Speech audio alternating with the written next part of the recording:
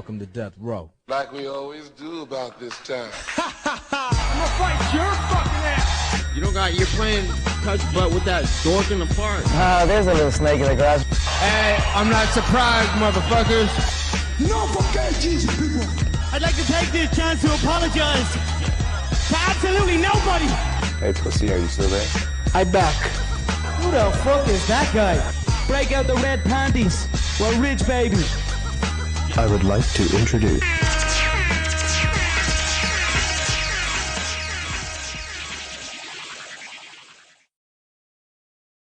Welcome to the MMAforMoney show, episode 51. In this show, we will review UFC Vegas 7, Munoz versus Edgar, and preview UFC on ESPN Plus 33, Vegas 8 if you're feeling froggy, Smith versus Rakic. I am Bob Voss, your favorite guardsman at MMA State of Mind on Twitter, here with Mike Copenhaver. You can find him at Don't Cope, Just Win. Also follow the show at MMAforMoney show. It shares out this live link as well as plenty of other stuff along with the show. Mike, how are you doing tonight? Oh, I couldn't be doing better, man. After last weekend's MMA for Money team just extravaganza, the man himself, MMA for Money Prime, hit 4 NASCAR races in a row. I mean, it's just like something out of a genie's bottle. Like you couldn't even wish for the amount of units that he pulled through. In between that and then our Frankie Edgar pick hitting, I mean, it was just an amazing weekend. Well, to give him a proper shout out, we got the exact numbers for you over the course of NHL thus far. He is plus 20.3 units, and that's 1 unit bets per and 22.3 for those 4 winners on NASCAR. You got to go to the site at MMAforMoney.com and get you one of those packages. He's a money making machine. It doesn't make sense. I don't get it. It's borderline witchcraft. I don't know, but it just keeps happening. I just keep seeing them, and I am aghast at what we do. And like Mike said, along with our Edgar win, that if you listen to the show, you learned about the disrespect. Well, we're going to get into the disrespect a little bit later. And you know what? We have a surprise addition to the show at the end. So make sure to stick around. We've had a little bit of rumblings in there. And if you, depending where you're paying attention, you already know what the surprise is. But you know what? For those of you live, you're about to find some great stuff. Well, you know what? The MMA for Money show is here live right now on Twitch, Periscope, and YouTube. You can find the show on Apple Podcasts, Spotify, Google Podcast, Overcast, Podcast, RSS feed. We are also on YouTube, both here live and as well as after the fact, and full-length shows as well as smaller tidbits to get your quick fix. Subscribe and never miss a show. Like, comment, and share, and please spread the word. Now, we are going to review some stuff. Also, you know, we're going to review a little bit of Bellator 244. Although we didn't have a bet on it, we had a heavy lean, and that one came through. So no bet on it. Kind of regretting that now, but you know, we were right. We were right on all the 3 we broke down. So all three, not just 1, not 2, all 3. If you just parlayed them, you just killed. Well, I don't know. Those first 2 were pretty steep odds, but you know, the main event made it because that was dog money. But Julia Budd won a unanimous decision over Jessie Miley at the plus 500. She looked decent. She looked rusty, but you know what? She's been out a while, recovering from that Cyborg beating. Roy Nelson lost to Valentin Moldavsky. Well, he was a minus 1,000 favorite, so rightfully so, he won that. Mike, anything on those 2 before we go into the main event that we called before jumping into the UFC fights? No, not on those 2, but the main event on that one was a lot more fun. Oh yeah, okay. Ryan Bader. We talked about this beforehand. There's not many fighters that I can call their fights pretty much to a T. Like I've said, in his entire UFC and Bellator run, in all of those fights, I have missed 2 in all of them. And this is not one of them, because you know what? We said, even though he was minus 150, that this Vadim Nemkov that he was fighting at plus 130 was the toughest test he was going to fight at 205 in Bellator. This was going to be his first time dropping down to light heavyweight since 2017. He's been at heavyweight in both their Grand Prix and winning their championship. And you know what? Nemkov came after him early, and he was strong. And at one point, got a TKO, starting with a head kick and then punches. Bader's been finished before. This was rough, and it's one of those weird spots because he was double champ. So you know what? He lost his belt, but he's still heavyweight champ. Mike, talk to me about that main event and just how great Vadim Nemkov looked literally the entire time, getting a little bit of vengeance for his mentor Fedor there. Yeah, I mean, well, if you listened to last week on the podcast, I pretty much called it to a T. I mean, I said it was pretty much going to be like when he fought Anthony Rumble Johnson. It wasn't exactly the same, but in the sense of once he couldn't get that takedown, he was going to get battered, and he sure did. It was definitely a great underdog pick, for anyone who bet it. I thought that it was bait on Ryan Bader with that line. Anyone with that much experience, I said it should have been, negative 260, 280, but not when they see some, something in the prospect coming up in Nenkov. I'm actually super excited to see him. I think that he might be the, top 5 best heavyweight or light heavyweight in the world. Now, with that, as sad as that is, he's still a heavyweight champion. And although it does seem very much on point and a little bit karma, the fact that every time another organization or somebody goes in on them being the world's best or the new this or the new that they falter. And that was right after Bellator went on and on and on about since John Jones was moving up to light heavyweight, that Bellator had the best light heavyweight division. And in the very fight that weekend, their light heavyweight champ lost. So that was a bit rough. And if you don't know that bit of news, there you go. A little bit of breaking news for you if you're staying away from Twitter for the last 7 days or so. But John Jones is moving up to heavyweight, finally. Jumping into the UFC on Vegas 2, Munoz versus Edgar. Bear with me as some of this stuff is going to be a little bit tricky to explain given how many replacements and cancellations there were. It's kind of just seems to be what we're dealing with in these times. But first off, Mark Striegel was going to fight. But then he was out and he was replaced by Trevin Jones, who was the plus 470 underdog versus Timur Valiev, who we liked a lot, but it was so steep. We stayed away. It was crazy. Timur looked amazing early, borderline 10-8 first round. And then Jones came back big in the second, getting a TKO, starting with a right hook and then following up with ground and pound. This one was a little rough, as well as some other ones later on the card when you see that like Timur, although he was all action, had hurt Trevin Jones to the body a number of times and almost for sure dropped him once and almost a second time. And then in the second round, Jones came back in a major way and got the finish. And it kind of seems to be the theme of this card. We'll bring it up a few more times where the ref did not stop it in the first round when one guy looked very close to being finished. But in the second round, the moment things started to look a little bit hairy, called it, even though Timur was advancing and trying to get out of it the entire time, even though he was rocked, trying to gain position and kept moving well before he was even tapped on the shoulder. I'm not complaining. We didn't bet on this. It was a very interesting aspect of this fight card. I know I'm going deep on the first fight of the fight card, so I'll throw it to Mike to talk about this fight. Mike, how'd you feel about our original hot prospect, Timur Valiev? Prospect, he's been in the game for a while, but Timur Valiev in his UFC fight, kicking off the fight card. Well, I'm super thankful that we didn't get a line to bet him on this fight because I would have lost my ass. I would have lost my house. I would have lost my Rolex. I would have lost everything on this dude. I thought Timur was the way better martial artist, especially versus a last minute replacement. But if you watch the fight, I mean, he had Trevin Jones hurt so bad. I thought Trevin Jones, he was going to quit at one point because of the way that Timur was hitting him. But, that's what shows you, heart means more than skill sometimes in the sense of in those later rounds. And Jones was pretty crafty to come through and as a pretty good size underdog. Next up, Matthew Smellsberger, the slight underdog, beat Carlton. What a terrible name.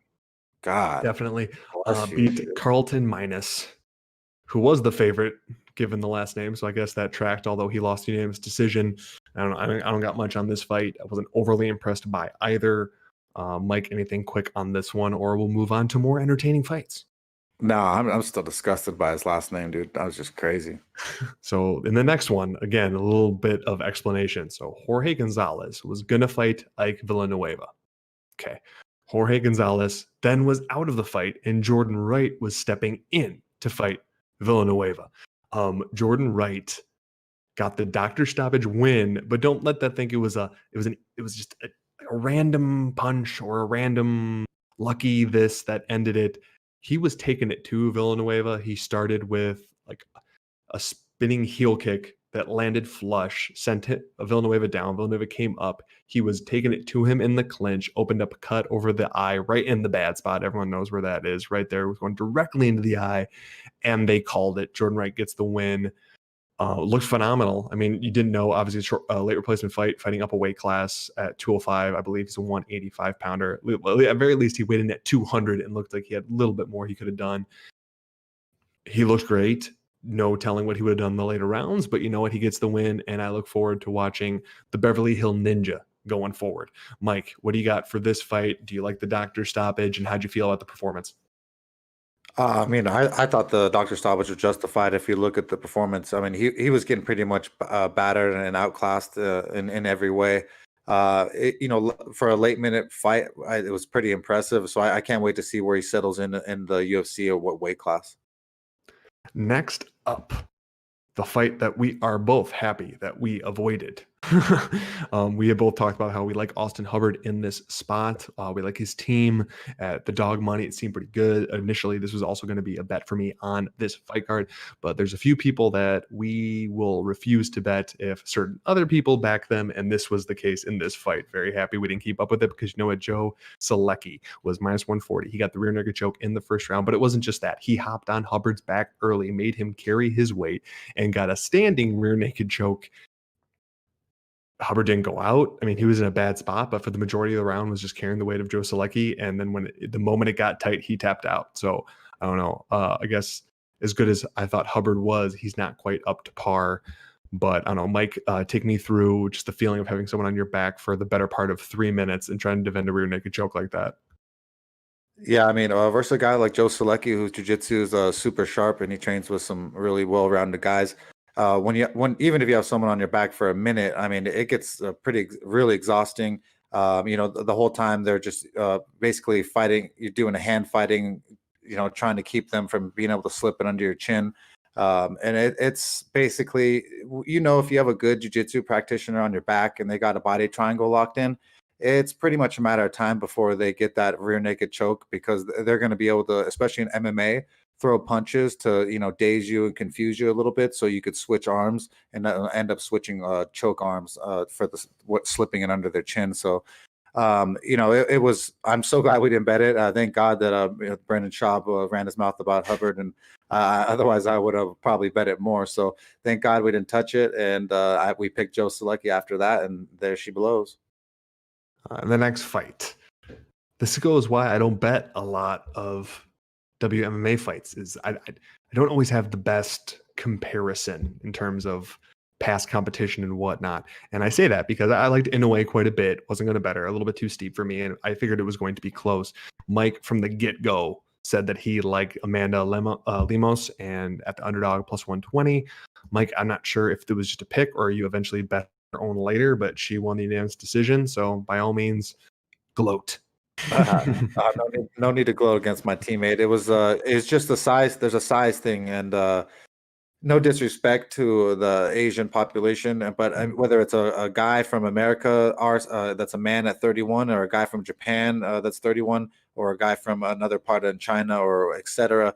Usually we have the size advantage and the strength, and so in this situation, she is used to fighting at atom weight, I believe, at the 105. She's smaller all the time. I just really thought it was going to be a bad situation for her in every situation, because she's not more deadly striking. She's not more deadly on the ground. She definitely has a lot of heart, though, and she definitely didn't just give this fight away. So hats off to her for being undersized and still having the heart to make it through. Next up kind of goes back to what I brought up earlier with the Valiev fight. So Sato was supposed to fight Daniel Rodriguez, and then Sato was deemed unfit to compete. So Dwight Grant hopped in, and Dermot, I'm fast forwarding through a lot. Like there were a bunch of other fights that were supposed to happen that got canceled, and then they made an ad hoc fight card between like 3 or 4 different fights. But we ended with Dwight Grant versus Daniel Rodriguez, and Dwight Grant was looking good early. He absolutely was.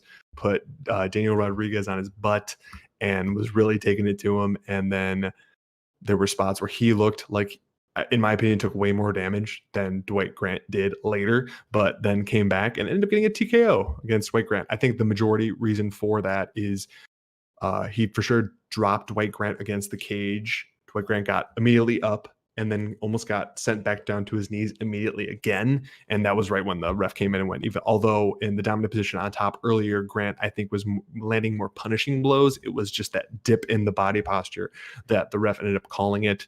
And like we had said, we liked the Rodriguez guys, but there was a reason we were going to bet him at these steep prices. And this fight kind of displays that. So, Mike, how did you feel about the very exciting but very quick 1-round fight between Daniel Rodriguez versus Dwight Grant? Yeah, man. I mean, well, this one was action packed for that first round, and Grant looked really good. I a lot better than I thought, especially at the number that they gave him. And so we were big fans of Rodriguez, both the Rodriguez guys on this card, and both of them ended up getting TKO KO finishes, which is pretty good for us, sniping them in the sense that we knew that they were going to win. We just didn't want to lay down the chalk on them at, I think it was negative 290 or whatever the number was. But it's pretty impressive, man, because both these guys got rocked, and they were throwing some big haymakers, and Rodriguez is super impressive, man. I just it's fun to see guys that bang and then do these and have these finishes, because we have so many guys who just don't go for broke, and decisions are their wins, but they're definitely not exciting. Yeah, this Rodriguez, although I do not know what the final odds were versus Grant. I know against Sato, he was listed as minus 185. And obviously, there's two Rodriguez on the card, both coming off over 2-1. I was actually flipping the odds with the other Rodriguez. Oh yeah, with Mike Rodriguez. Yeah, I think he closed at minus 235, but I think at one point you're right. I think he was closer to minus 290. Speaking of going for broke, in the very next fight, Maria Agapova was a gigantic minus 1250 favorite against Shayna Dobson, who she should have destroyed, absolutely should have. But she went 100% off offense with zero defense.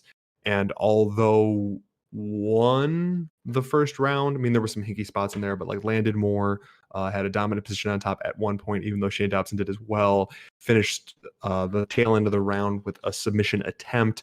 She gassed herself so hard going into the second that Shayna had control. Had an armbar attempt, although I may be mixing that up with part of the first round. Either way, she was on top at one point and ended up finishing it with TKO ground and pound, mainly because Agapova wasn't moving. She basically had one hand on the side of her head, laying down, not moving. Granted, a lot of those shots were to the back of the head, but she did nothing to advance or defend or anything other than just lay there. And then when they stood her up, she was on wobbly legs, not because she was concussed, but because she was just that gassed. So a lot of parlays that we had her in it were completely destroyed.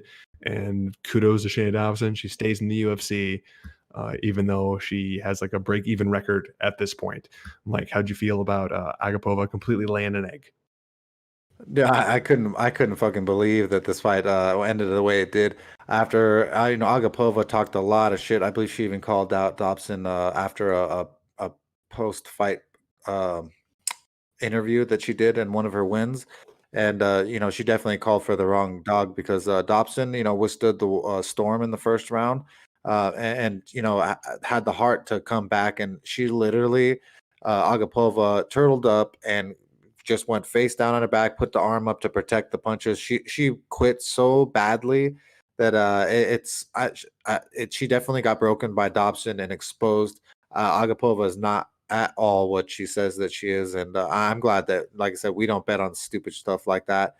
We never parlay stuff like that, and thank God we don't give those things out, because there's some really good bettors who gave that out. Some of the best, touts in the world, supposedly. Well, I will give a kudos to anyone that saw the extreme odds and went with under a round and a half, because that one hit, and that just reminds me of when Holly Holm and Ronda Rousey fought, because I had quite a bit on the under in that one, thinking that it was better than the Ronda Rousey straight, and she was going to get her. All great. And then when she was getting destroyed, I started freaking out, and I went from freaking out to cheering, because then she was getting wobbled and under the 1.5, and then she ended up falling and getting finished in under 1.5, and it saved my night, because I also had lost quite a bit on Joanna Jędrzejczyk to win inside the distance in that one. So yeah, it all balances out. But one of the reasons I stay away from WMMA and in general in terms of betting, that's why I lean towards Mike in like those close fights with some dog money, because he tends to hit those pretty good, even on a picking side. Hate to say, oh no, I was almost to the cancellation. We're not there yet. We got a little bit to go. Mike Rodriguez, the other Rodriguez, was a minus 235 at close versus Marcin Bracino plus 195.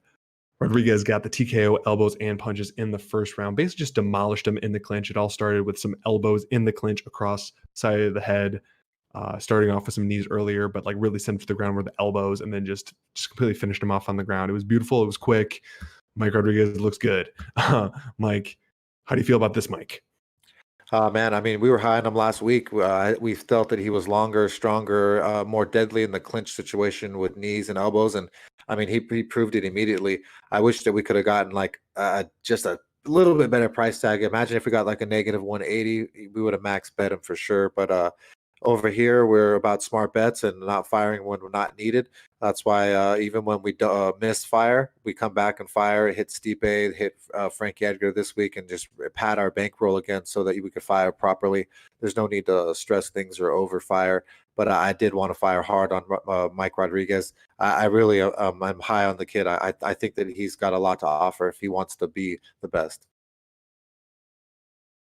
Next up, we have the bet we gave out on the podcast getting canceled after the COVID positive test on one OSP. OSP was plus 115 underdog versus Alonzo Menafield. We had Menafield at the minus 135 to win 1 unit, but it got canceled. This is one of the few fights they weren't able to scrap together to get a replacement for Menafield.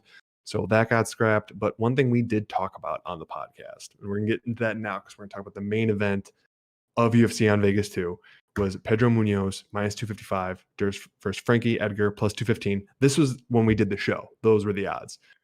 Now, we talked about a little thing called disrespect. And there are certain fighters that are going to be in close fights. They're going to fight for your money. And when they're fighting against certain guys that they have clear advantages against, there's certain odds that you have to bet them. You do. And we talked about if it hit plus 250, we were going to tweet out disrespect, and we were going to count as an official bet on Frankie Edgar at the plus 250. Well, you know what? It hit. We bet him, and Frankie got that decision win. It was a split. It was close. I don't think it was a robbery. I think it was a close fight. There were some clear rounds for Edgar, and then there was some super close rounds. So, I mean, I was fully prepared to lose this, but he showed you why a plus 250 is ridiculous odds to have on him in this fight. And you know what? But it went the other way and it hit, and we've missed enough split decisions that should have gone the other way. So you know what? I'm not going to hanker around anymore. And honestly, all I'm going to do is fantasize about what would have been if Edgar was fighting at 35 in his prime. Other than that, I'm just going to fade away in all my excitement and with my 2.5 units of profit.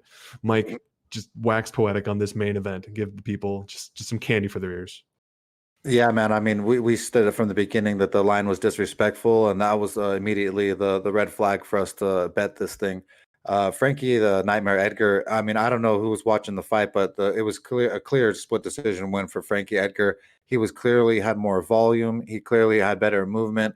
Munoz, I thought just was looking for a one-shot knockout punch. He was literally loading up on his right hand every single round, relying on a big right hand to end the night. That's not going to win versus Frankie Edgar, who is a point fighter. He's been in there with the best in the world. I thought Frankie Edgar looked absolutely amazing for, it's not like he fights a couple times a year anymore.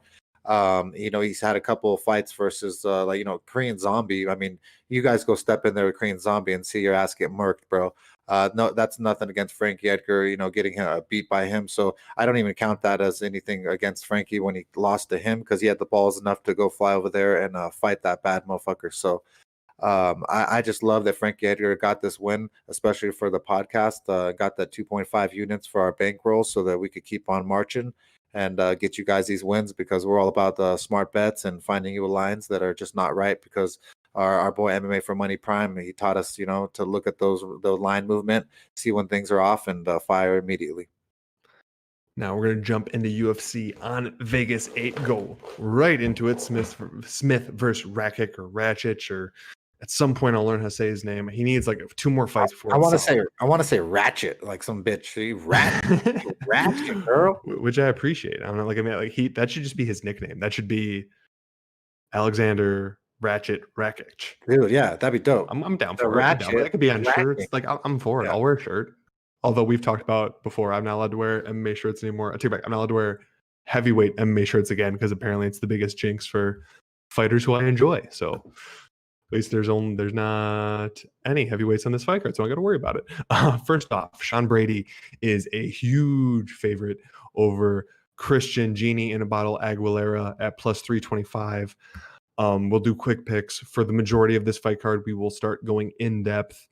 Starting with the Maki Pitolo versus Impa Kazaghani fight. It's about halfway through. I'm pretty sure that's the first fight of the main card, and then we will hit all those ones on the main card where our bets will reside. Hate to break it to you, they're all going to be on the main card, because this is just kind of how this fight card falls.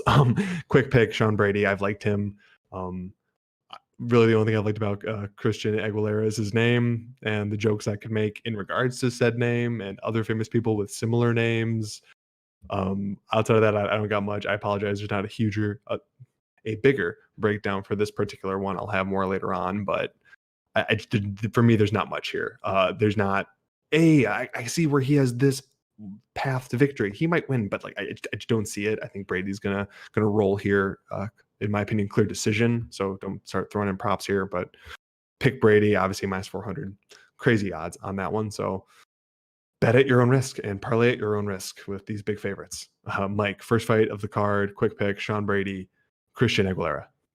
Yeah, I would pick Sean Brady, but not much invested in this one. I definitely wouldn't fire. Next up, Emily Whitmire, minus 120, someone who we've bet against in the past, versus Polyana Viana, plus 100, who, if memory serves, we had someone else we have bet on. Didn't we bet her against Cyphers? Yes. So well, there you go. One we've bet for, one we've bet against. So we're going to go with this one. Mike, I'll let you break this one down first. So Whitmire, minus 120, Viana, plus 100. Man, I like women's MMA, and this is one of those matches where it's just it's kind of a garbage MMA match for the UFC.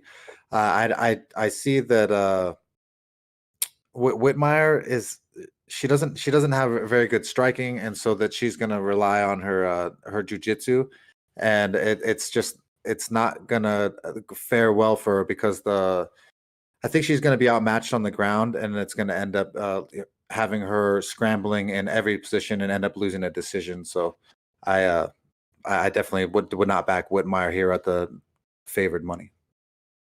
Yeah, this is a rough one. I've liked Viana, but going with 3 straight losses in here against, decently bigger names. And I was wrong. We lost on her because we had better against Cyphers, and Cyphers ended up winning. Sorry, I was double checking that. So you know what? But whatever. I do think she has a better chance of winning here. She has more experience. I like her striking. I think it's coming along. Whitmire lost to Rebus, which isn't a terrible thing. She's lost to people that are better on the ground than her, and because it's her go-to. So if she gets beat there, it's kind of where it ends.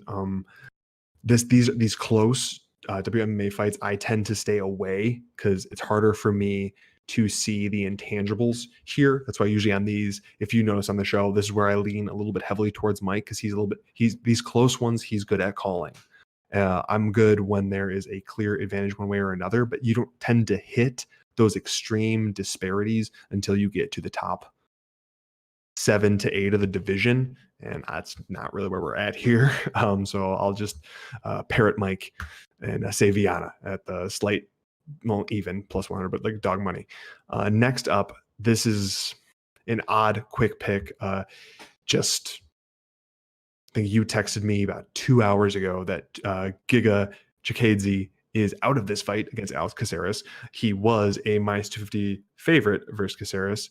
Caceres plus 215. Now we have this Kevin Kroom coming in who has some names on his record. Most of them are losses, getting finished by a lot of them. He comes across, he is powerful. He will throw bombs. He has over 30 fights, but has lost 12 of them.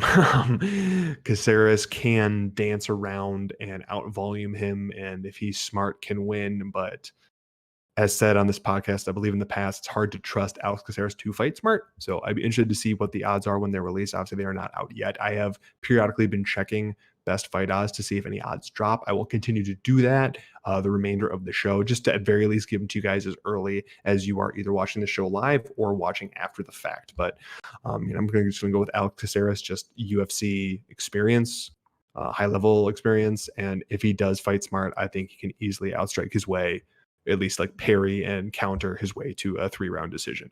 Mike, Caceres versus Kroom. Yeah, with all these the switching and stuff, it's hard to say. But Caceres has way too much experience. He's fought in the streets, fought in the ring, in the octagon. I think that he's just going to be able to overwhelm the Kroom. Next up, one man who I used to call the dark horse at 170, at Zach Cummings, back when he was in the Ultimate Fighter house. Excuse me, he's minus 105 against Alessio Di Chirico minus 115, the lesser of the Italian prospects. No offense to him, I just think Marvin Vittori is my guy of the Italians coming in, but Alessio is good. Cummings is fading. He has a lot of miles on him. He used to be known for his gas tank, be able to put volume on you, be able to push you back, had a little bit of power, nothing crazy. He was good and solid everywhere. And I know those aren't good descriptors of a fighter in general, but he was like, if you're doing your build a fighter on, I don't know, it's been a while since I played any of the UFC video games. Back when I used to play them and you would build a fighter, you only have a limited amount of things to give in each category. And he's literally, if you put the exact same amount in each category, he is perfectly adequate and decent at everything. But you know what? He is 36. He's now up a weight class at middleweight. His best days are behind him at 170, but he started taking on some serious damage. He's dealing with a bigger guy here who has shown some serious growth, in my opinion. I mean, he didn't look good against Magomedov, but he has some losses. But I don't know. This is just as tough. This is gonna be a close one, in my opinion, and I mean, the odds indicate it, and other than fights goes to decision, I'm not sure I would go anywhere else on this. And if you just want a little bit of odds on that, I will look that up while I pass it to Mike. I'll look for the odds go to decision. But Mike, while I do that, give me some info on Zach Cummings versus Alessio Di Chirico. Yeah, man. I mean, I like Di Chirico on this one. I think that Zach Cummings is really flat-footed when he strikes, and I just don't see him having enough oomph, and it doesn't have enough drive anymore, you know. So I just think that Di Chirico can outmatch him on the ground if in situations. Not that he could get a submission, but I think it's going to be a decision win for Di Chirico. I think that he can outvolume point fight standing, and also can outmatch him on the ground, and possibly get a finish. But I think it's going to be a decision win for Di Chirico. For the fight itself, over 2.5 minus 235, goes to decision is minus 210, and Di Chirico, sorry, say that 5 times fast, to win decision is plus 190. So they think he's gonna get the finish here. So that's not too bad there. I thought that was gonna be closer to even money. So hey, if you really think he's gonna win the decision, that wouldn't be the worst thing. Next up, Mallory Martin is a minus 325 favorite over Hannah Cyphers plus 265. And Hannah Cyphers seems to be trying to do this secret game code where if you fight X amount of times over X amount of weeks, you get infinity lives where you just stay in the UFC forever. But apparently she doesn't know that the new game doesn't have that glitch, and she's going to lose here and then she's going to get booted.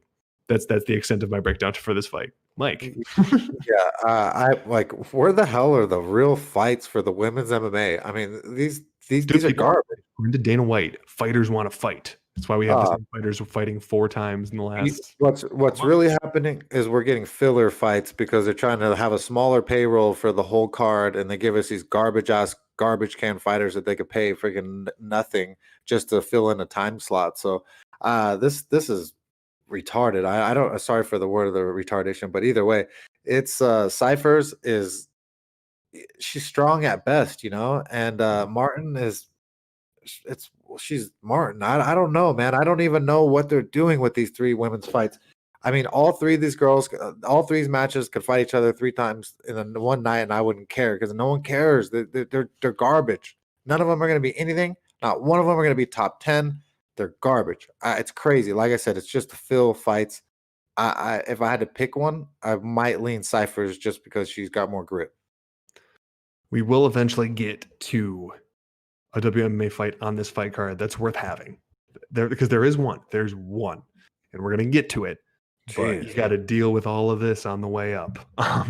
Next up, we are going to talk about Maki Pitolo plus 105, a former pick from the show, former bet from the show, versus Impa Kasangane. We'll get that right at some point. I need to listen to that on the broadcast. That was a little tricky for me. Minus 125. We have liked Pitolo in the past. First blind picking him in a fight we didn't know, and then after watching, becoming impressed with him and then going for it versus a guy that I've been impressed with, Mike more so than I. Liked him on Contender Series. He's training with some good guys. It looks like he's getting some rounds in with Vicente Luque. He's training with Barbara Reina. He's training with Hot Sauce Holtzman, which, like, that's just a solid staple of guys to fight and get better with. So he's getting good training partners. And this isn't like guys that he has trained with in the past. Like there's pictures of like in the last week or two, he's training with these guys. So not exactly following the rules of the pandemic, but you know what? I'm kind of happy for it because I think he is going to be ready for it. He's the better striker. He's got more power in that way. I think he has a better chance of finishing. And Mike, I know you were the one that was super high on him that had us doing this breakdown and having a bet on this fight. So by all means, take it away. Patolo versus Kezanene. Yeah, man. No disrespect to my boy Mackie over there on the islands, but this is a little bit different, man. Impa he's a tough dude, a physical specimen who's gonna stand and bang, and he's gonna end up crushing my Mackie. I just don't. Mackie's gonna be willing to trade. He's gonna be willing to stand there and bang, and it's gonna be a detriment to him. What were the odds right now, Bob? We have minus 125 currently for Impa. So yeah, I will be throwing down the 1.25 units on Impa to just absolutely devastate Mackie. I think that he's just an absolute specimen standing. He's got so much power. I mean, if you look at the guy's thighs and his lower body, he can just generate so much power. And he's super agile. So I really like this guy, Impa. I think that the odds are a blessing in that sense, and that we're going to just roll here. So that 1.25 units on Impa to devastate Mackie. Now, quickly, because I realized a mistake I made before we jump into the third attempt to make this fight. After a crazy initial version of this fight for Ankalaev versus Cutelaba, I need to make a correction. At the beginning of the show, I was breaking down how well Prime has been doing, and I realized I made a mistake. I actually downplayed our guy there. I had down what he had done in NHL as of Sunday. Well, it's not Sunday, guys. It's Tuesday. We're live on Tuesday. So he is actually plus 28.65 units on NHL playoffs throughout the entire playoffs. I feel awful. I took out 8 units off the guy just because I was going by. I had 2 numbers written down. I forgot the one I had written down was for Sunday before I got the updated numbers from the man himself. So I apologize. More evidence why you need to go on there and sign up for a package if you want free money, because that's basically what it is. Okay, now moving on to the third time's the charm. Magomed Ankalaev minus 330 versus Ion Cutelaba plus 265. If you do not recall the first fight, it was Ankalaev putting some serious heat on Cutelaba, him basically being out on his feet, then the ref breaking it up and stopping it, and Cutelaba complaining that he was totally fine, that he was pretending to be getting rocked and falling down because it was part of his special defense where he was getting Ankalaev to overcommit so he could throw back.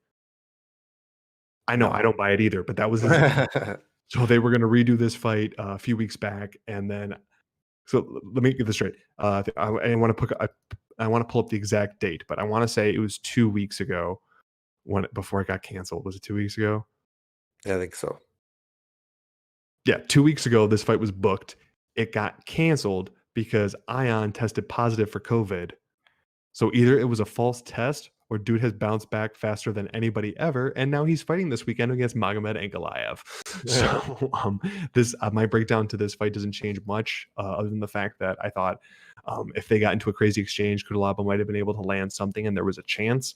But I mean, if that's going to be a strategy where he feigns getting rocked to throw back and go after Ankalaev, I don't see it. So Ankalaev is probably going to put it on him bad and get the finish here. But I don't know. It might be one of those ones that's almost happened so many times that Ankalaev is just burnt out, and it ends up being just a terrible fight, because that's happened before too. So I'll go with Ankalaev, even though he's a huge favorite, the minus 330. But we've basically seen how this fight's going to play out before.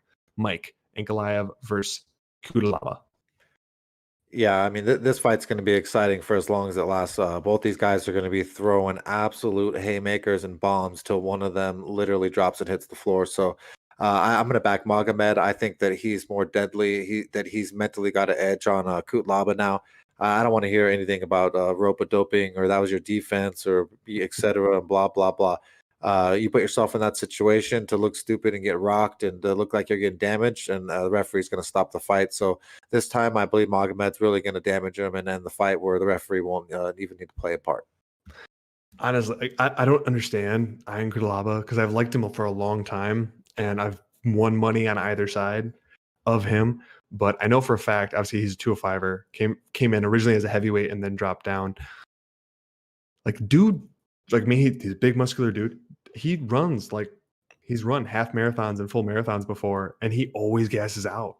That's crazy. Like bad. So I don't know if it's not targeted conditioning or what, but I don't know. He's usually throwing real wild in the latter half of the fight if this one makes it that long.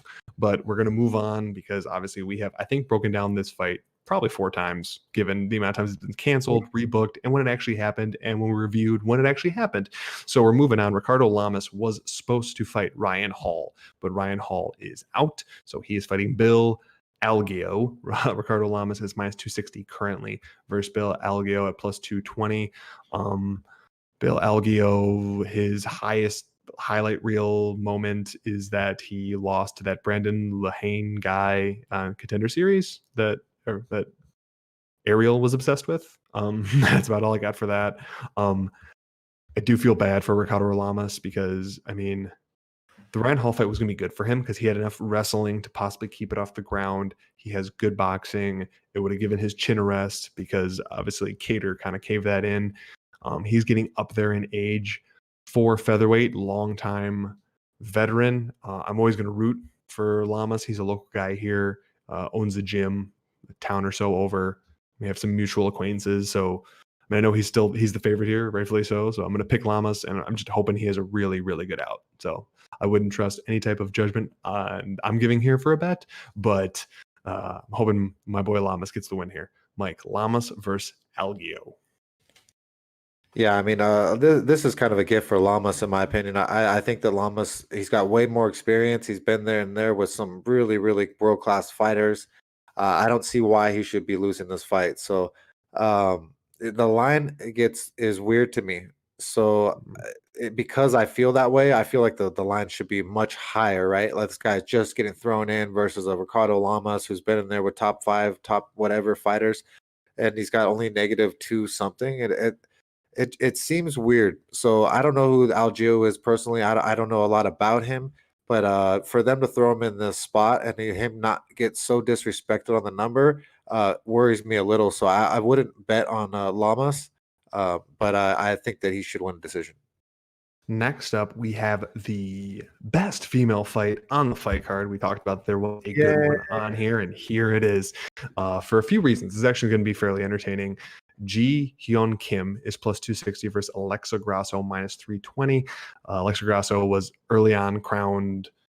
They had this wave of Mexican fighters, both female and male, both with the Ultimate Fighter and just targeting down there for signing to try to bring in that next wave. And a lot of them haven't panned out, and they had a lot of early love and money going towards Alexa Grasso. She hasn't quite lived up to it, but honestly, she's lost only in her step ups. And in those step ups, it's against someone who has a dramatic ground advantage on her. The wrestling is still wanting, and the downside in her striking is she tends to strike in these exact combinations where they get predictable as the fight goes on, and she can start getting hit, and they can get disrupted with a strong jab and all of that stuff.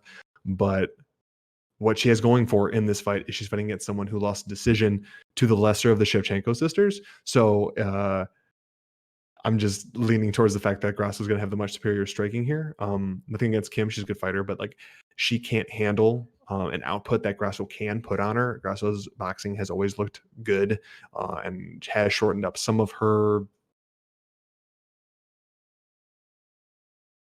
I'm blanking on the word, but like in the lesser parts of her game, she's developed them, not to the degree you would like to see them, and obviously not to the degree that she's going to be top 5 in the division even at this point. I think she's kind of stalled in that regard, but this is still under where she is. So she's a massive favorite, minus 320, but I think she gets it here.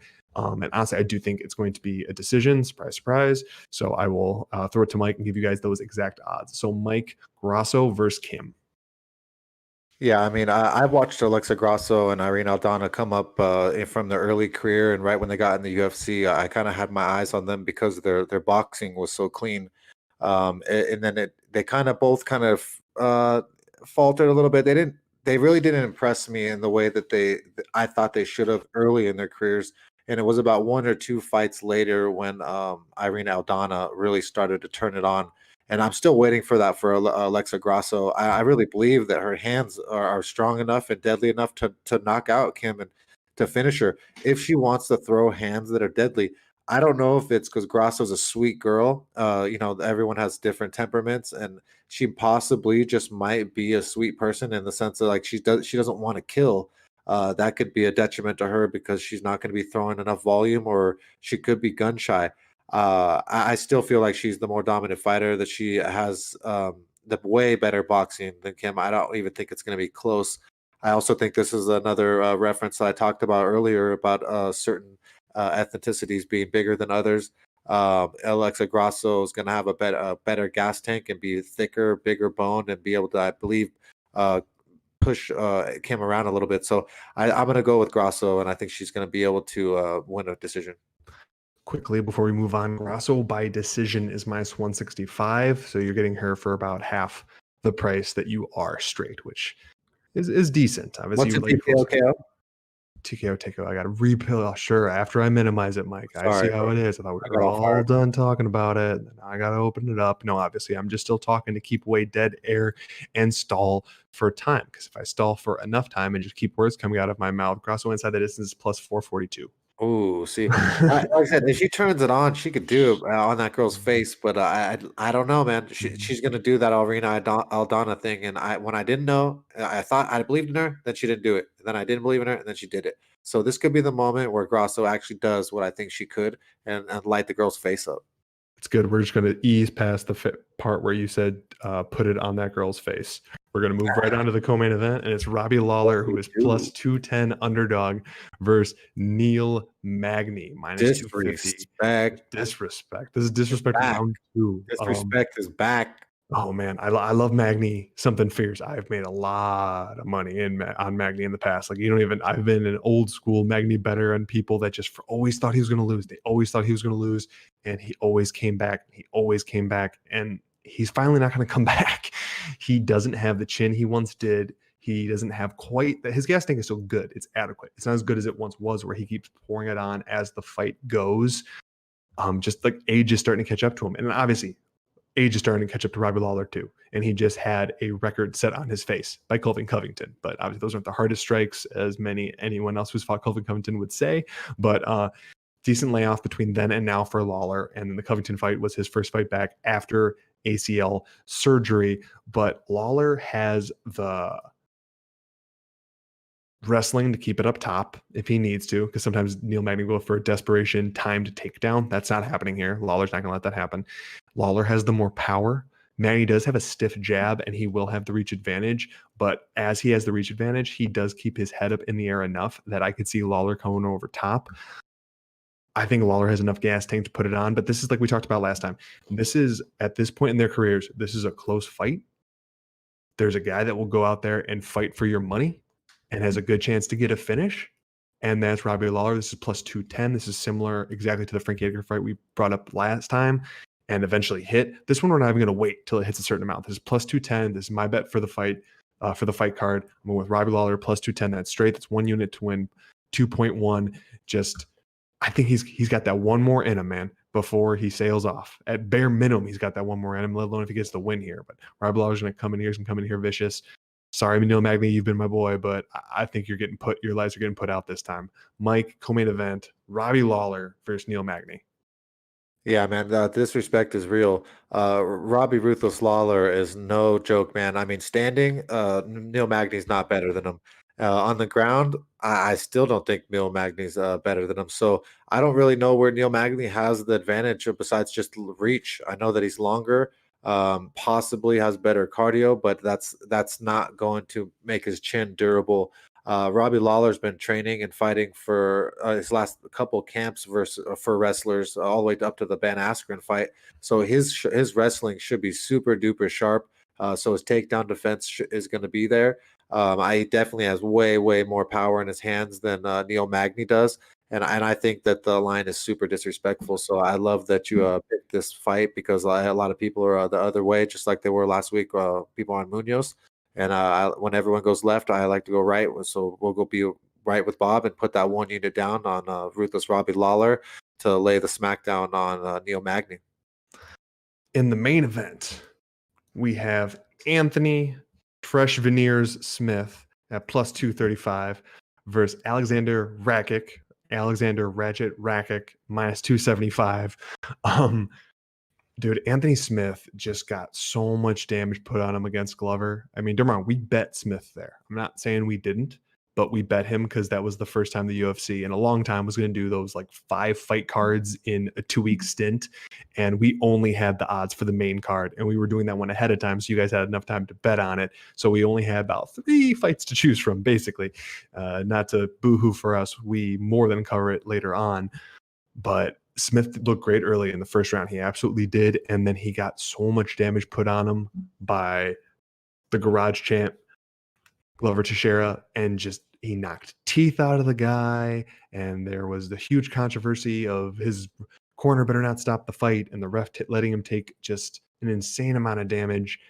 And I mean, Glover used to have some serious power on his feet, but even more so like in the ground and pound.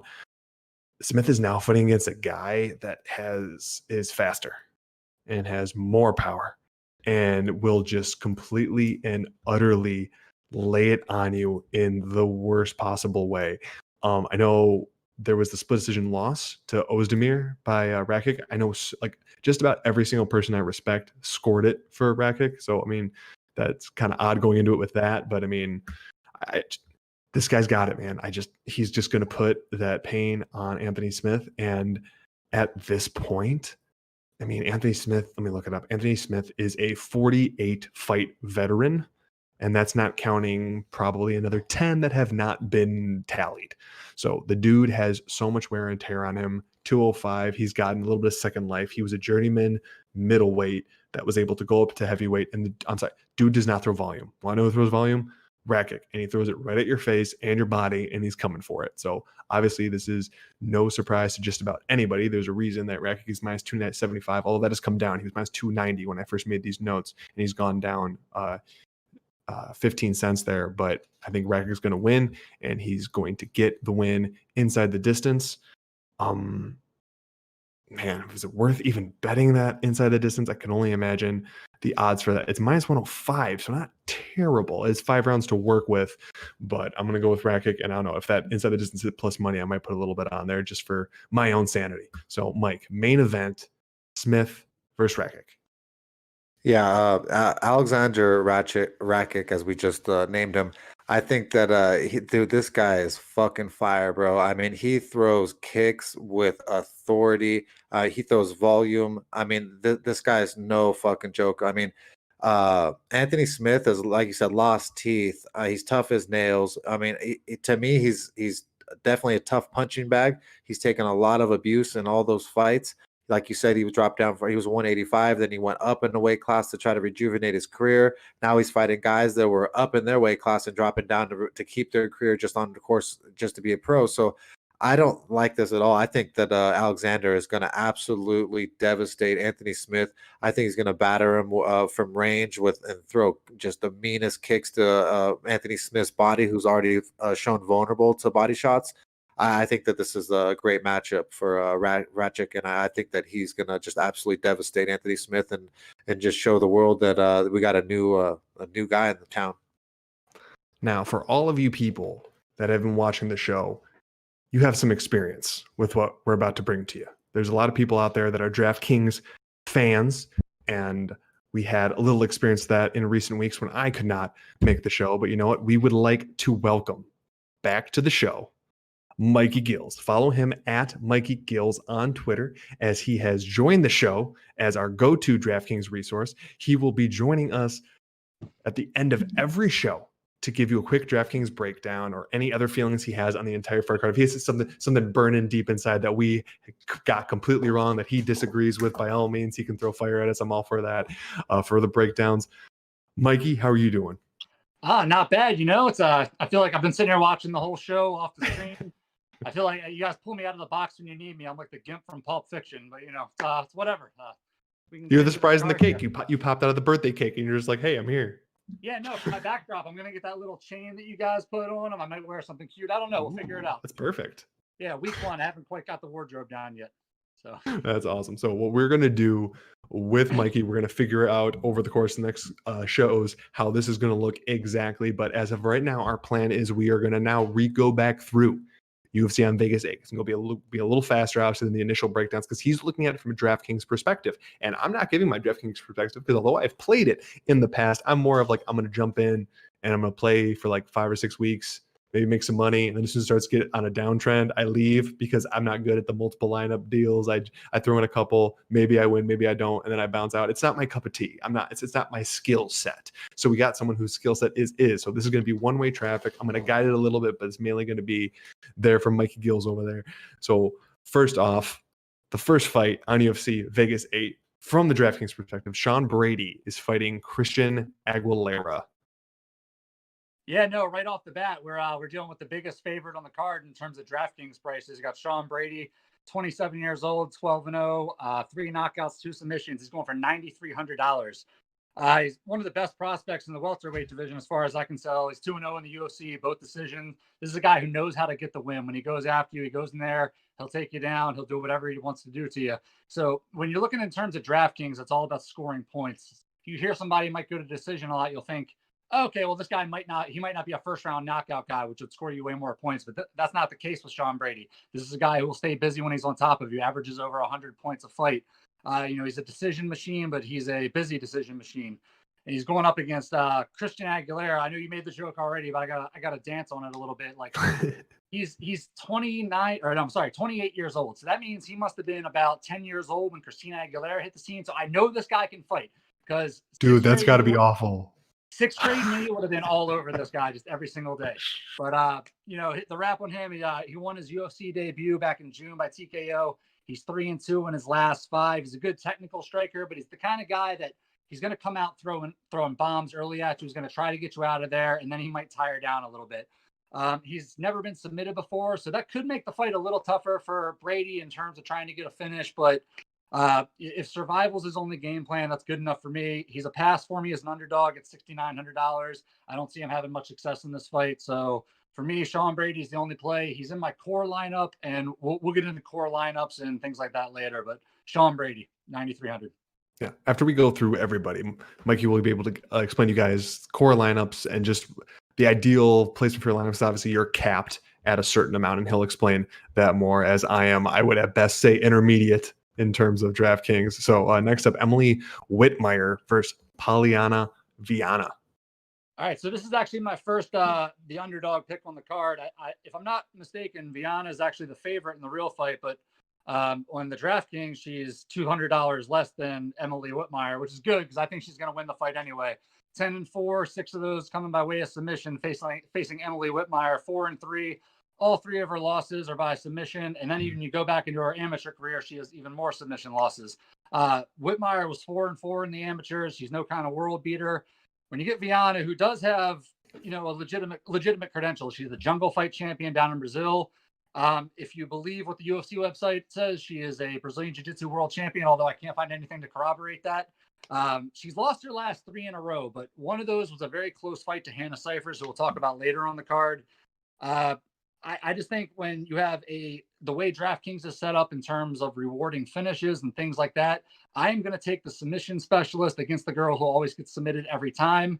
Viana at $8,000 with a really very real chance of a first-round submission. She's going to be in my lineup every night. I don't know if she's going to be in my core lineup. We'll talk about why later.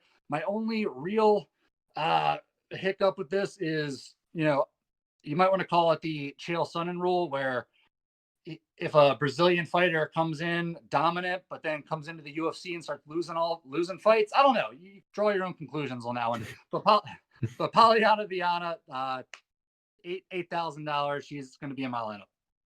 Obviously, the next one is a little difficult, and like I said, I've been checking it the entire show to see if odds would drop on the next fight. They still haven't, so I'm curious how that would affect for DraftKings. But Alex Caceres is going to fight Kevin Kroom, who I barely know, and most of what I know about him is from you. So take a wild guess on where you think this might fall in terms of the DraftKings numbers, and if this is one that you would be targeting if it's within a certain range.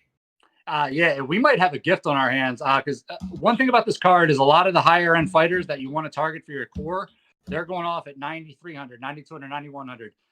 Alex Caceres right now is going off at 7,400. I was even going to play him when he was still going against Chikadze.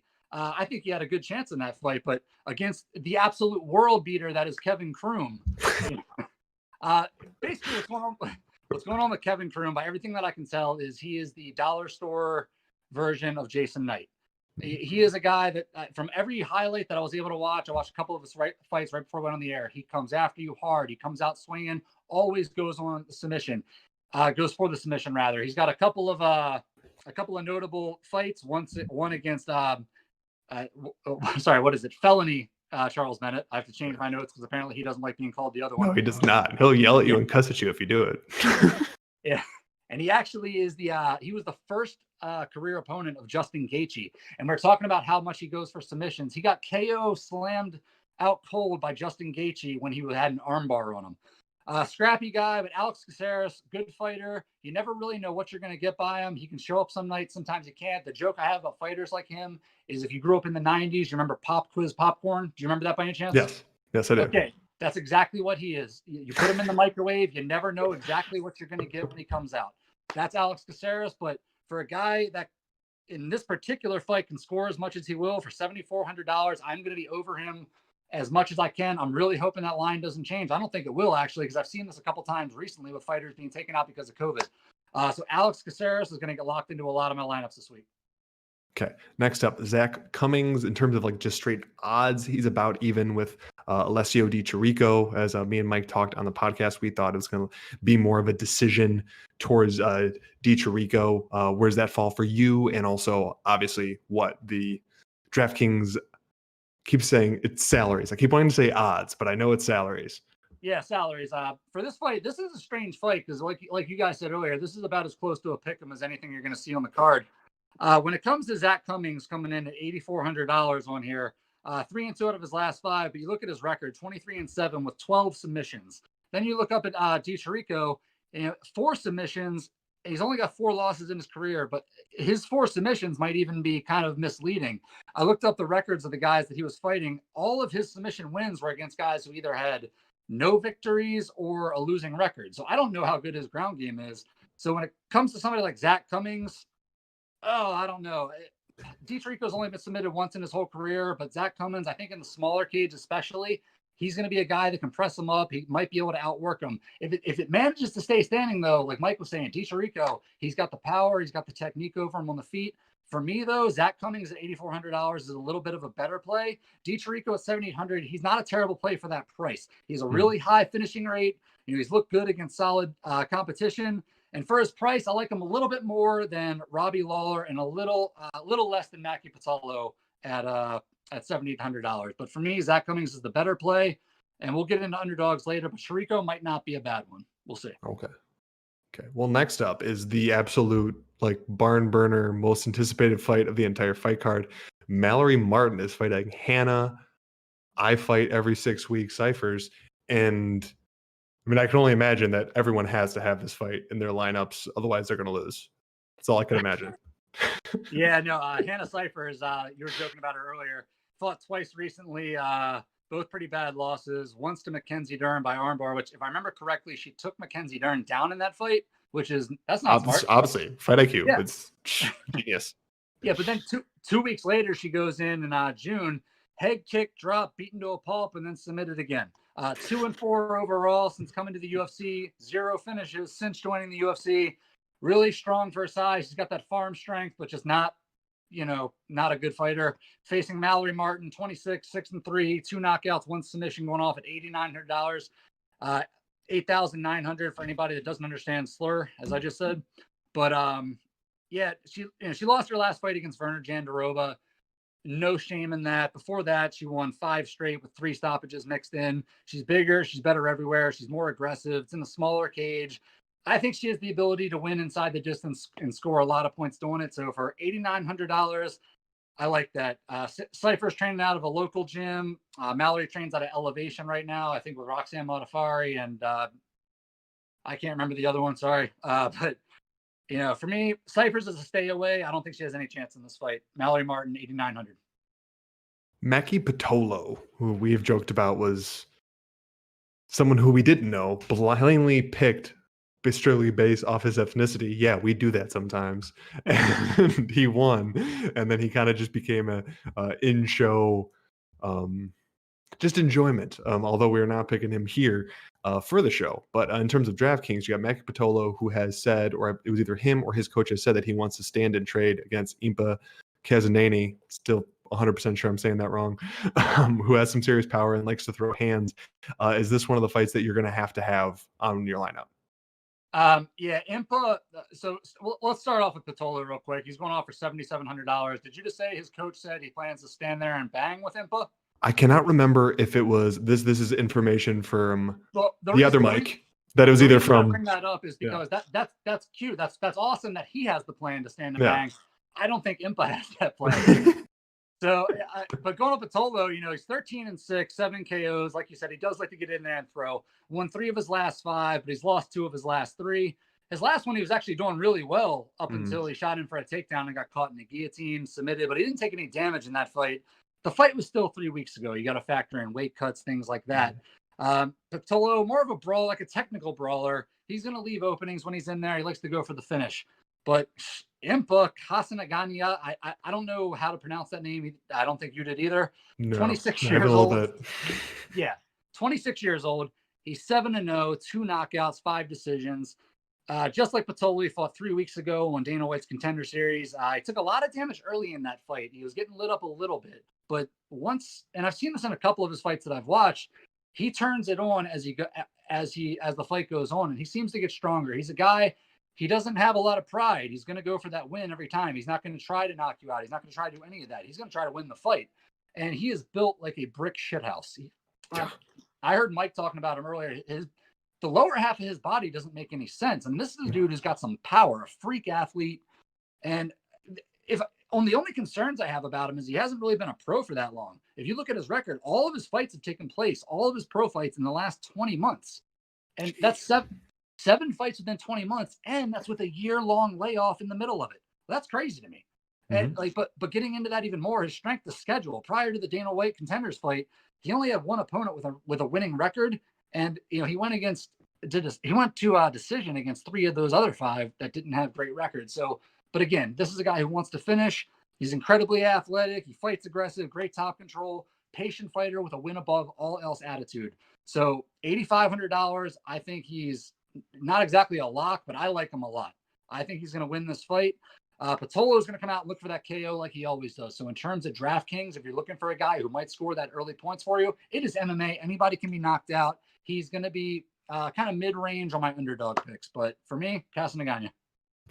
Okay, next up, we joked about this. Obviously, this is like the 3rd or 4th time this fight's been made, though only one time it actually went to completion, I guess, in the best way you could term that. But Magomed Ankalaev is fighting Ion Cutelaba.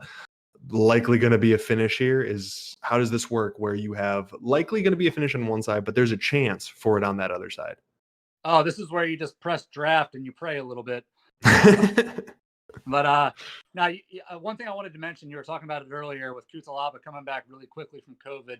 If you follow him on Instagram, while he should have been in his peak COVID era of being sick and blah, blah, blah, he was training like a madman in his garage. I don't think that affected him even a little bit. But here we go with this fight. It's the rare occurrence of a trilogy fight where the first 2 fights never really happened. You had COVID taking the first victory, or the referee taking the second, and now the fighters are going to settle the third. So I kind of like that. Going with Magomed Ankalaev, $9,000. He is a pricey guy on this one, but I think he's worth it. He's 4-1 in his last 5 with 3 wins in that stretch. The only loss of his entire career was against the Bear Jew, Paul Craig. We're talking about a guy that judges range really well once he's inside the cage, and that is kind of a kryptonite for a guy like Ion Cutelaba, who's just going to come in there and try to draw you into a firefight. But on the other side, it is Ion Cutelaba, 15-5. He's got 12 knockouts, 2 subs, and I love this price at $7,200 for a guy who was going to try to draw his opponent into a firefight like that. I mean, he kind of fights like a more technical version of Wolverine. He's 3-2 in his last 5, just loves to get you in there and wants to draw you in. the last fight was a little weird. I think he feels like he might have needed to do that little tricky thing where he fooled everybody into thinking. It's kind of funny we have Robbie Lawler later on this card. He's the only other guy I've ever seen fake hurt in the cage to that extent when he fought Manhoof. But for me, it's Ankalaev by TKO. I think he's going to do what he wants, and I think he's going to finish him inside the distance. Not for $9,000. I like it, and I kind of like him more than somebody like Ricardo Lamas at 9,200, or I'm looking at even Grasso at 9,100. Out of those three, I like Ankalaev better. Kutalaba at $7,200. He's everything you want as a dog, the walking definition of a puncher's chance, and I'm going to have him in some of my lineups for sure. I play a lot of them. He's going to be in them. But Ankalaev, 9,200, let's go. Or 9,000, I'm sorry, let's go. Okay. You had mentioned briefly just now at the, I believe you said 9,100, Ricardo Lamas, minus 260 versus a late replacement. Was supposed to fight Ryan Hall now. Bill Algio. I've been waiting on odds for that. I was actually happy that they dropped in time for the show, because as of yesterday when I was making the notes, they didn't exist. Is it similar going on with DraftKings for there? Were they, because it seems to be that they dropped those even earlier than the fight odds. Yeah, Algio is coming in here super cheap, $7,000 late replacement. I'm not sure that Jimmy fights out of now, but I know in the past he has fought out of TriStar. So for whatever that's worth, he has had very high level professional coaching. I haven't seen a lot of his fights, so I just looked up a few stats on him. He's a busy fighter, averages 8.9 significant strikes a minute. He's the type of fighter who's going to meet Lamas in the middle of the cage to throw down with him, which might be what Lamas needs. He fought very recently, won a 3-round decision just over 2 weeks ago. He's a black belt on the ground, solid Muay Thai on the feet. The rap on him, he'll beat the guys he's supposed to beat, but then he gets in there and he loses the guys like Shane Burgos and Jared Gordon. Where on the other side of the cage, we have the big favorite, $9,200. Ricardo Lamas, 38 years old, 19-8, 6 knockouts and 5 subs. This is a guy who goes for the finish every single time. Let's see. He's never been submitted. Algio, 6 of his 13 wins by submission, but I don't see that happening for him tonight. Ricardo Lamas, he's on the downside of his career for sure, but he's still that guy that should be able to beat guys like Bill Algio, who can't beat a Shane Burgos or a Jared Gordon.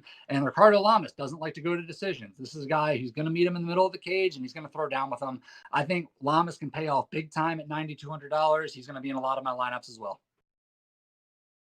In the best female fight of this fight card, as Mike said earlier, Kim is fighting Grasso. Obviously, Grasso is a huge in terms of the betting odds. I can only imagine she's just as big in terms of the DraftKings odds. How's this going for the co-main event? Yeah, the odds maker is not too concerned about Grasso going up in weight, even though she's going to be giving up size and a lot of reach to Kim. Grasso, 2-3 in her last 5, 3-3 overall in the UFC, coming off that loss to Esparza. She hasn't fought in over a year, and she hasn't KO'd anybody since 2014. That's not really her game, but she does have the ability to overwhelm you with volume. Kim, on the other hand, 30 years old, coming in at $7,100, 3-2 in her last 5, coming off a knockout win, but that was the first stoppage of her UFC career. Another one that's not going to pay off real big with wins. Typically, I think her average was something like 53 points. I don't have it in front of me right now, but I'm pretty sure that's right. She has severe reach advantage. I think it's 6 inches. For me, it's Grasso by decision. Women tend to fight to more decision, and Grasso is not a finisher. $9,100. I'd rather take Lamas or Ankalaev at that price. But if you can afford her, if you've mixed in your lineups other in different ways and you don't want to trust Lamas or Ankalaev, Grasso is not bad. You can throw her in there. She'll score you some points. For me, Kim is a stay away. She's bigger and can use her size to pull off an upset. Yeah, it's a stay away for me. I wouldn't recommend her. In the co-main event, Robbie Lawler, the one-time welterweight champ and or lazy Strikeforce middleweight, is fighting against Neil Magny, tough veteran, rangy, perpetual underdog, is actually a massive favorite in this fight in the co-main event. How is this looking on the DraftKings perspective, Lawler versus Magny? You guys mentioned it earlier. Disrespect. Robbie Lawler, $7,600 price tag on him. It's sad to see. It's sad. As if 2020 couldn't get sadder. Man, is interesting thing about this fight. Former training partners. These guys used to train together at the old Hit Squad when Neil Magny was coming up. Magny was at Hit Squad? I never knew that. Yeah, really early on. Wow. He gave an interview not too long ago where he credited fighting Robbie Lawler, getting beat up by him, but like not getting killed by him actually is the reason he knew that he could be a professional fighter. So we're saying is going into this fight, when they start fighting, he might be having flashbacks. Just like the Rocky V flashbacks every time Every time he gets punched, he's like, oh, just yeah. You guys were talking about Robbie Lawler earlier. Just repeating a couple things real quick. Coming off an extremely long layoff, hasn't fought in over a year. He took this fight on 3 weeks' notice. I don't know what kind of gas tank he's going to get in. You guys mentioned that he might need to get an early knockout. The problem is Robbie Lawler isn't that guy anymore. He actually hasn't knocked anybody out inside of 3 rounds since 2015 against Jake Ellenberger. And I just don't trust this older version of him, this inactive older version who's getting mopped up by guys like Colby Covington. I don't trust him to get in there against a taller, rangier guy who can throw vicious knees and keep him at range. I don't trust him to get that knockout. It's sad to say he's just not that guy anymore. So for me, you got Neil Magny coming in $8,600 on DraftKings. Well worth the price. He's going to stay volume. He won his last 2 fights. He did the right thing after that knockout loss that he took. He took over a year off, got himself right. Seems to have come back with a lot more technique. And he's at a full camp for this fight. He was supposed to fight Jeff Neal. He's going to have a better gas tank, I think. So Magny, $8,600 by decision. I think he uses his reach, stays safe, and uses his really good clinch game with knees when it gets close. I don't think he's going to stop Lawler or really even, stay busy enough to hurt him too bad. But I do think he's going to win the fight. Averages 71 points on DraftKings and 3-round decision. I think he's worth it. $8,600. Robbie Lawler, we'll talk about him once we go on our underdog picks, but you might want to take a shot on him if you want that. But for me, he's a stay away. In the main event, we got Anthony Lanhert-Smith versus Alexander Rakic. Yes, I'm assuming that I'm probably sounding his last name out wrong, saying it wrong, spelling it wrong, you name it. I need one of those special things I could press where it just speaks for me. Or I can have Siri's bad at that too. You know what? I'm kind of at a loss here. But in this main event, obviously, Rakic, he goes for the finish. He has some serious power, and he's huge in terms of the favorite odds. So I can only assume he's almost just as steep in DraftKings. How's that looking? He's actually not as bad as some of the other big favorites. He's coming in at $8,700, which for me, I love in this particular fight. 9 knockouts, 1 submission, and 12 wins. I mean, this is a guy, he's a finishing machine. This is a guy that you want to play in DraftKings, a guy who's going to go out there and head kick Jimmy Manoa when it's heading to the 5th row. The only hiccup he's had since his first fight in his professional career, which was a loss, the only hiccup he's had since then is an extremely close loss against Volkan Ozdemir, which you said earlier, most people had him winning. And this fight, just stylistically, when you look at the way these two guys fight, I think people are going to be surprised when they see how much bigger Rakic, whatever, how much bigger he is once they actually get into the cage. Because Anthony Smith, he's a big guy too. But physically, I mean, he came up from middleweight to 205. Rakic is a legit 205 guy. And not just that, Anthony Smith fights with that really wide base style that he has, where his legs are going to be out, where his legs are going to be spread out wide, which for a guy like Rakic who throws so many leg kicks, I mean, he's going to chew those up all day, I think, which is going to open up a lot of stuff, maybe another head kick. I don't know. We're talking about a guy that could pay off about 120 points here. Not just that, when you look at Anthony Smith, who was going off for $7,500, pretty big underdog here. You guys already talked about his loss to Glover. I mean, my God, when you're handing your teeth to the referee and he's putting them in his pocket, real tough for me to cheer for you 3 months later. Real tough. Yeah. But we're talking about the only real path to victory that I see for Anthony Smith right now is that Anthony Smith has to use his black belt in jiu-jitsu to get this fight on the ground and maybe try to work something there. The problem is, like in the Justin Ledet fight where we've seen with Rakic, when he gets on top of you, man, like another guy with an itch, Mir Filipovic, when strikers like that get on top of you, man, they start throwing those, like we've seen Rakic in that Justin Ledet fight. That guy, he's got some good top control, some good ground and pound. So for me, it's going to be a real rough night for Anthony Smith. I'm all in on Rakic. He's in on my core picks. $8,700 finishing machine. I love him. So for me, Anthony Rakic. Now, you mentioned a few times over the course of going through these fights that you have your core roster your core picks, your core, like, of these ones, which ones are like you have to have them in your opinion, obviously, that you would put them in the majority of your lineups. Obviously, I know you have multiple lineups, but that, like, the ones that you hit for just about every one of them. Yeah. The idea of the core lineup is that you have those fighters that you think are foolproof, the guys that are going to lose. So you want to have typically anywhere from 3 to 4 of those. And the way DraftKings is set up is they're going to cost more because they're almost, they're much more likely to win that fight. And then from there, you have to really delve into the cheaper fights to see which one of those you think is going to pay off.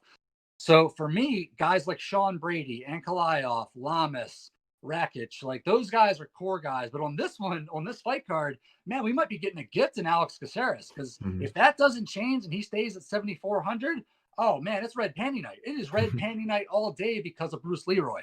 So we'll get back to that. Just follow us on Twitter at MMAforMoney, whatever you are. I'm at Mikey Gills with a Z. We'll keep you guys updated for the rest of the week. But those guys like a Brady, Ankalaev, Lamas, Caceres, Rakic, some combination of those guys. But beyond that, we're going to talk about like the dog picks, because that's really where we get the money, the value that we're trying to give you with this segment of the show. So for me, I kind of have them listed in order of my favorite to least favorite. I had Alex Caceres in there already, so delete that one. But Viana, amazingly a dog. $8,000 for a girl that I think is going to submit her opponent probably pretty quickly. That's a no-brainer for me. I'm going to be playing a lot of her. Patolo, we already talked about that. He's going to go out there swinging. Don't know how it's going to work out, but it could work out. That's the whole point of this. $7,700. Man, if we've seen slow starts from we'll just call him Impa. We've seen slow starts from Impa before, but Patolo could catch him. You never know. Di Chirico, another good striker going up against Cummings, $7,800 the same way. Another two that people are going to love here, Kutalaba and Lawler, $7,200 and $7,600 respectively. These are both guys with the same path to victory, just going out there and clipping their opponent and knocking them dead early. I kind of like, I'm going to play both of those guys in certain lineups just because you have to. And then $7,100, you got Kim. I mean, a bigger fighter taking on Grasso coming up in weight. You never know. We've seen fighters struggle with that before. $7,100 for a 6-inch reach advantage and much bigger size, that might pay off as well. But in order of my dogs, I had Caceres, Viana, Patolo, Di Chirico, Kutelaba, Lawler, then Kim. The rest are stayaways for me. And outside of that, what else you got for me? Well, I'll tell you what we could do is depends which way you want to do it. We could either you can give two of, obviously not like your favorite, but two of your favorite mock lineups. We could either give them out on the show, or if you want to take a little bit of time on it, you can type them out on your Twitter in successive tweets, and then we will share that and spread that out a little bit later in the week if you want some time for that as well as to give out. Obviously, you do multiple lineups. We won't be giving out every one of your lineups, but just say like two that you're feeling pretty good about if people want to try DraftKings for the first time or something like that, just to have a little stake in the game. All right, well, cool. I've got one that I've only got playing in a 100-person game. So this is one of my favorites. There's two that I've been battling back and forth. I'll give out one of them. This is one of my top two. It's Ankalaev at 9,000, Brady at 9,300, Caceres at 7,400, Di Chirico at 7,800, Lawler at 7,600, and Rakic at 8,700. So I've got that going. That gives you $200 remaining salary out of your $50,000 budget. I like that lineup a lot. And if you're in that 100-person game, do the little Men in Black memory wipe. I don't want you playing that. But yeah, with that, you're 6 out of 6. You're under your salary cap by 200. So even if the Caceres lineup does change a little bit, who knows? You might still be able to fit them in there. That's awesome. Well, obviously, this is just a feeling out period of seeing what we're going to do with this segment, but I think it went well, and we'll find out how we could end it more cleanly next time, just because I'm trying to think of something else that I can give to you to spread out to them. But it's going to be one of those things that by all means, if you are watching this, whether it be live right now, Twitch, YouTube, Periscope, we love you. Watching this now, communicate. If you're watching this after the fact, let us know what you want out of this segment, what you want to hear from Mikey, because we want to have what you want to hear. So if you want more mock lineups, if you want him to break down any aspect of the DraftKings side, because obviously not huge on DraftKings, He is. So to get that information from him, let us know what you want to see, and we will spread that, and we will start having this be a little more formalized of a segment. Obviously, this is a first go, and it's not going anywhere. So you can look forward to Mikey Gills just about every single week that we can get him on here. He will also be someone that will fill in whenever me or Real Mike or Mike, however we're going to do this, can't make it. He will be able to step into that spot. So you're going to be seeing a lot more of Mikey here. Well, if you can quick read through your lineup again just one more time and you do that, then I will review our bets and we'll start signing out for the night. Yeah, well, really quick, right before I read this lineup, I wanted to make it a point to thank you guys for having me on the show and giving me this opportunity to talk DraftKings with you. I've been listening to your show for a while, and this is just a really big honor for me. Just getting that out of the way. Thank you guys. You and Mike, I'm sure he's still listening.